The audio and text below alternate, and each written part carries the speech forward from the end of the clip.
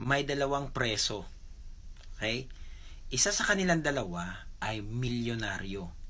Okay, hanapin nyo yung clue para masabi nyo siya yung milyonaryo.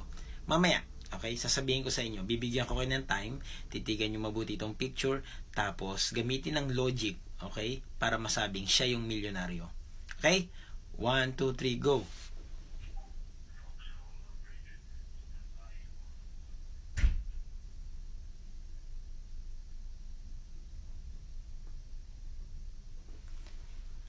Okay na po ba? Nakita nyo na? Ang tamang sagot po ay itong matanda. Okay? Usually, walang ganyang unan sa kulungan. Pero kung makikita nyo siya, umiinom pa siya. Di ko alam kung ano iniinom niya. Wine ata. Walang ganyan sa kulungan. Itong isa, yung nagbubuhat, normal lang yan sa mga kulungan. Nakikita nyo talaga nagbubuhat yung mga nakakulong, di ba?